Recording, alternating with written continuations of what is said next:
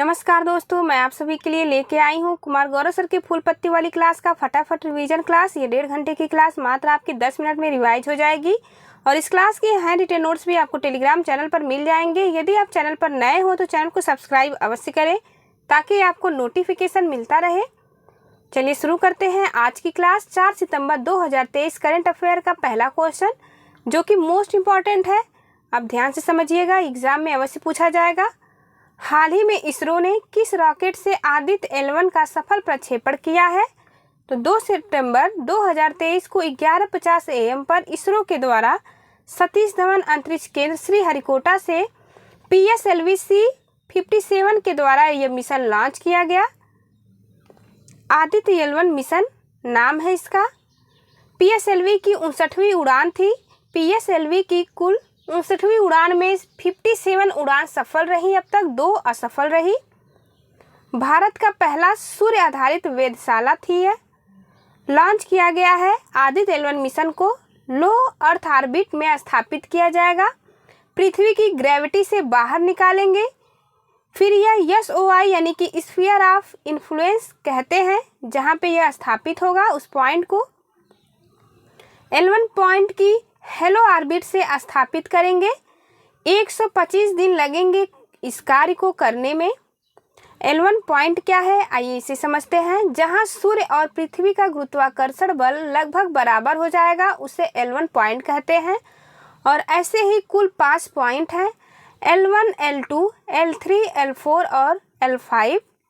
यह मिशन क्यों लॉन्च किया गया? तो सन की स्टडी करने के लिए, सौर तूफान की स्टडी के लिए जिसे सोलर फ्लेयर्स कहते हैं, सौर पवन की स्टडी करने के लिए, सूर्य की बाहरी परत जिसे कोरोना कहा जाता है उसकी स्टडी भी किया जाएगा और सूर्य की हीटिंग प्रोसेस की स्टडी किया जाएगा इस मिशन के तहत।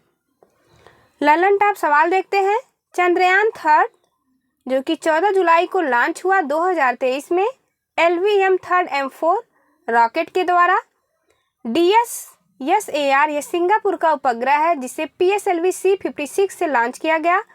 पार्कर सोलर प्रोब यह नासा का एक सौर मिशन था जो कि 2018 में लॉन्च हुआ था। यह सूर्य के सबसे नज़दीक पहुंचने वाला मिशन था। NBS-01 यह नेविगेशन की सेकेंड पीढ़ी का फर्स्ट उपग्रह है। इसरो के बारे में देखते हैं जो कि भारत की अंतरिक्ष एजेंसी है। इसकी स्थापना 15 अगस्त 1969 को हुई थी। इसका हेडक्वार्टर बेंगलुरु में है। फर्स्ट हेड इसरो के विक्रम साराभाई थे और वर्तमान में हेड है यश सोमनाथ। नासा यह अमेरिका की स्पेस एजेंसी है।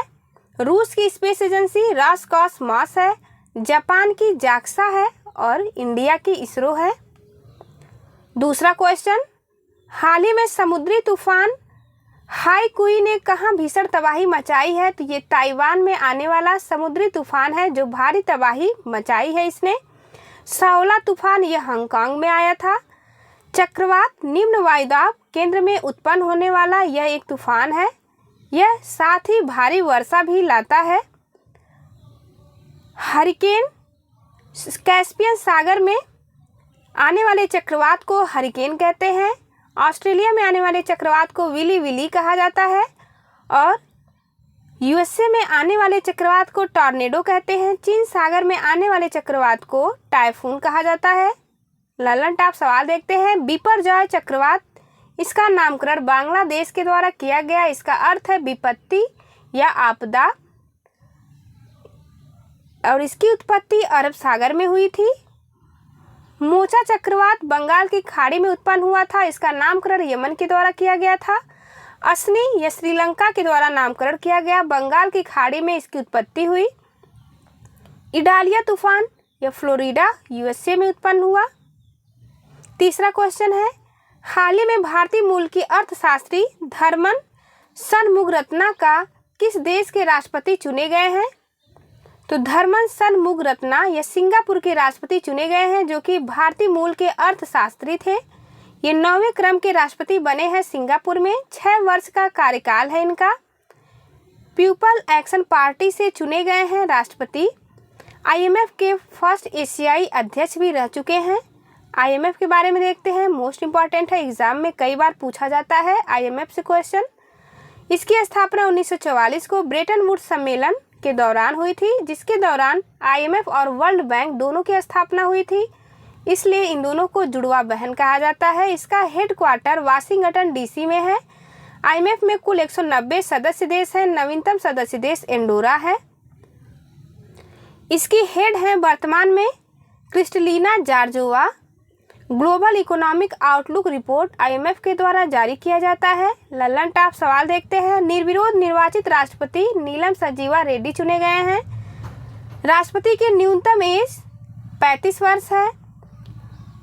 वाइस प्रेसिडेंट यानी उपराष्ट्रपति की न्यूनतम एज भी 35 वर्ष है। गवर्नर की न्यूनतम एज भी 35 वर्ष है। लोकसभा MP की न्यूनतम एज 25 वर्ष है। राज्यसभा के MP की न्यूनतम एज 30 वर्ष है और MLA की न्यूनतम एज 25 वर्ष है। वोट डालने की उम्र है 18 वर्ष। राष्ट्रपति चुनाव पद्धति या एकल संक्रमणी पद्धति द्वारा राष्ट्रपति का चुनाव होता है। राष्ट्रपति चुनाव विवाद का निपटारा सुप्रीम कोर्ट के द्वारा किया जाता है। आर्टिकल 71 में ऐसा उल्लेखित है। चौथा क्वेश्चन, हाल ही में अमेरिका स्थित ग्लोबल फाइनेंस पत्रिका ने किसे विश्व स्तर की शीर्ष केंद्रीय बैंकर नामित किया है? तो विश्व स्तर की शीर्ष केंद्रीय बैंकर नामित किया गया है शक्तिकांत दास को। इंपॉर्टेंट क्वेश्चन है। A+ रेटिंग प्रदान की गई है विश्व शीर्ष केंद्रीय बैंकर के तौर पर।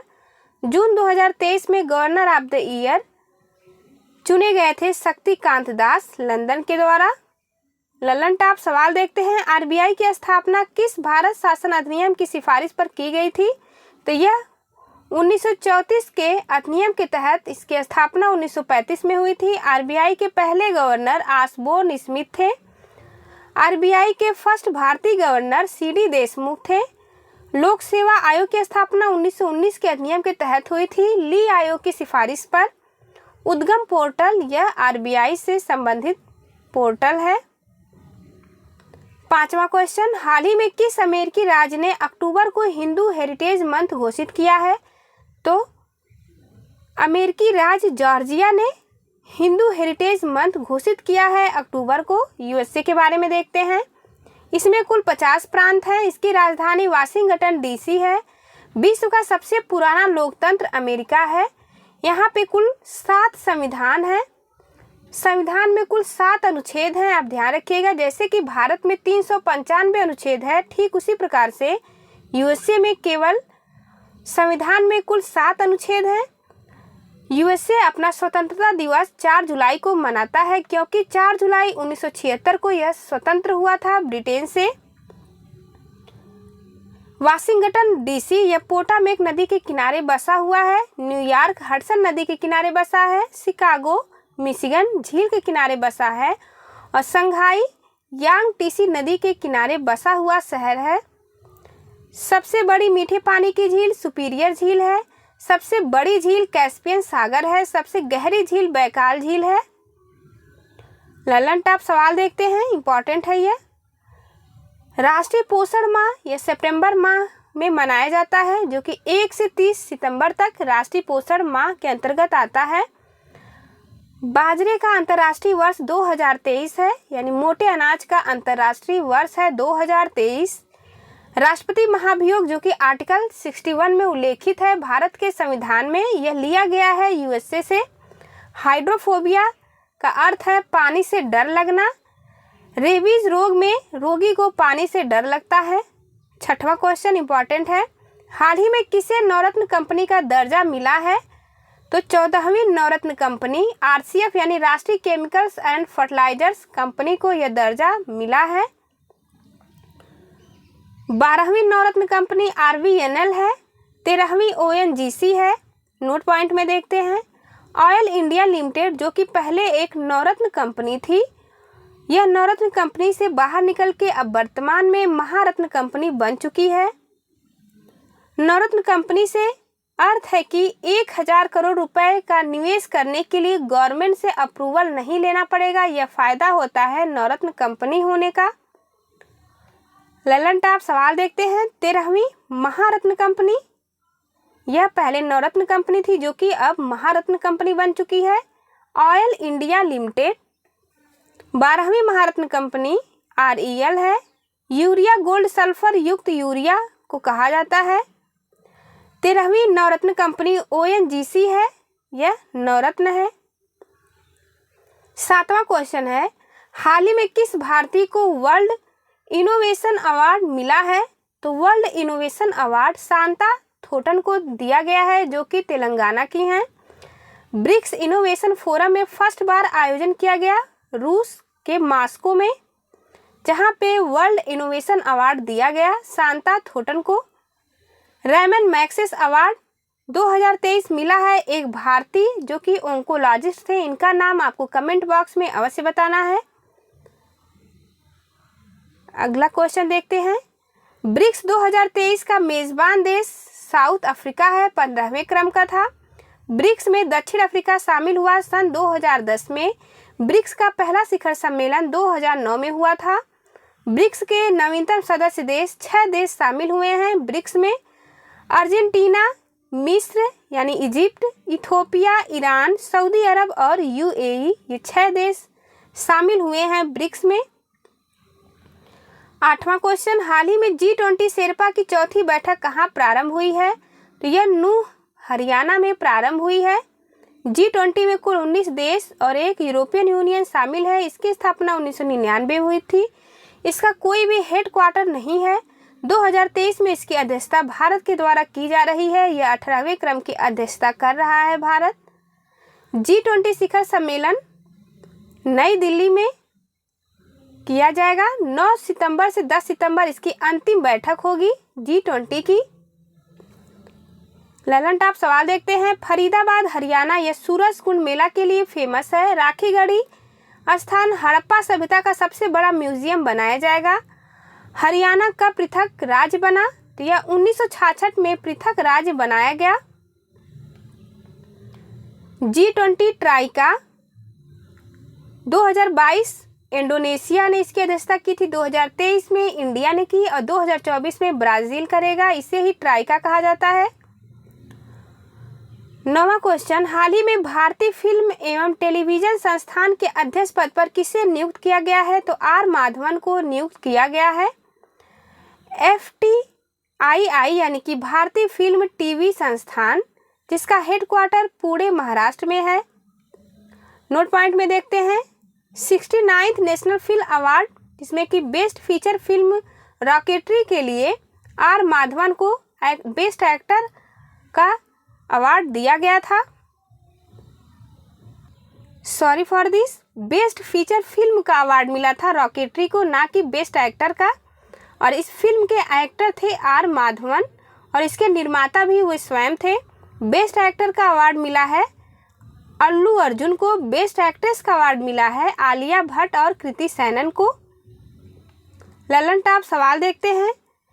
PIB यानी कि प्रेस इंफॉर्मेशन ब्यूरो, इसके हेड बने हैं वर्तमान में मनीष देसाई। इसकी स्थापना 1919 में हुई थी। 10वां क्वेश्चन, हाल ही में किस देश की पुरुष और महिला हॉकी टीम ने हॉकी 5S एशिया कप 2023 का पहला संस्करण जीता है? तो ये भारत के द्वारा जीता गया है, जिसका आयोजन ओमान में हुआ था। हारा है पाकिस्तान और फीमेल में भी भारत ही जीता है, लेकिन हारा है थाईलैंड। ललन टॉप सवाल देखते हैं। फीफा महिला वर्ल्ड कप 2023, इसका होस्ट ऑस्ट्रेलिया प्लस न्यूजीलैंड दोनों थे। जीता स्पेन, हारा इंग्लैंड। हॉकी वर्ल्ड कप 2023 ये 15वें क्रम का आयोजन हुआ उड़ीसा में। जीता जर्मनी, हारा बेल्जियम। इंटरकॉन्टिनेंटल कप 2023 जीता है भारत और हारा लेबनान। फीफा वर्ल्ड कप 2022 ये 22वें क्रम का था। इसका आयोजन कतर दोहा में हुआ। जीता अर्जेंटीना, हारा फ्रांस। 11वां क्वेश्चन, केंद्रीय गृह मंत्री पीयूष गोयल ने तमिलनाडु में स्वतंत्र भारत के पहले वित्त मंत्री षणमुखम चेट्टी की प्रतिमा का किया अनावरण। Thank you for watching. चलिए मिलते हैं आपसे अगली वीडियो में, तब तक के लिए नमस्कार।